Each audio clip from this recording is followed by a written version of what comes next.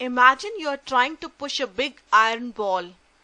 You are giving your best, but it doesn't even move an inch. So, you applied lots of force, but unfortunately, no work is done.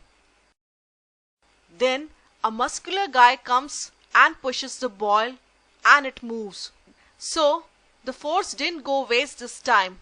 It did some work. And this is because, according to science, work done is equal to force multiplied by displacement. So always remember that two conditions need to be fulfilled for work to be done. Number one, a force should act on an object, and number two, the object must be displaced. So if any one of these conditions does not exist, work is not done. Suppose you are pushing a wall. You apply a lot of force, still the wall does not move. So there is no work done. Well, as the wall hasn't moved or displaced, we say here the work done is 0. Now, if we apply 1 Newton force on an object to make 1 meter displacement, then that is force denoted by F is equal to 1 Newton and displacement denoted by S is equal to 1 meter. Then the work done by the force will be 1 Newton meter. Newton meter is also called joule, so we say work done will be equal to 1 joule. Now, force can also be used to stop the moving object. Means we are actually using a retarding force against the object to make it stop. Because the object, due to its inertia, will try to maintain its state of motion. But if you observe, the force here would have negative sign as its direction is opposite to the direction of displacement.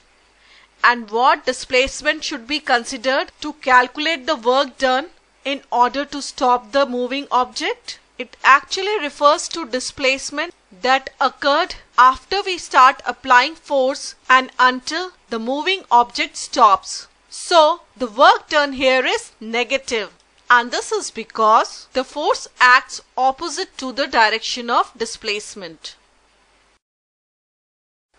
So understand when work is positive and when it is negative. You are pulling or pushing something. It means the force applied by you will create acceleration.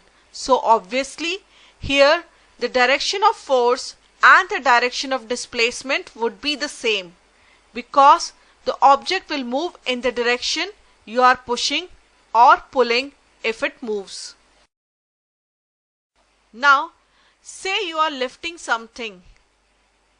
In this case, the gravitational force is pulling downward and we feel it as the weight. But the object is moving upward.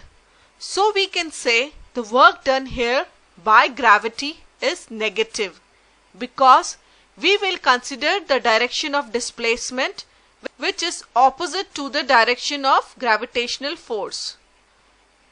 So remember, work done is negative when the force acts opposite to the direction of displacement.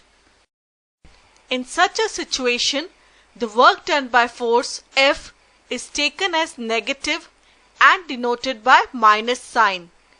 So the work done by force is either minus F into S, or work done is equal to F multiplied by minus S. But when a body is falling down, the force of gravitation is acting in the downward direction. The displacement also is in downward direction. Thus, the work done by gravitational force on the body is positive. So remember, the work done by a force can either be positive or negative depending on both the direction of force and the displacement. That's all for now. Bye bye.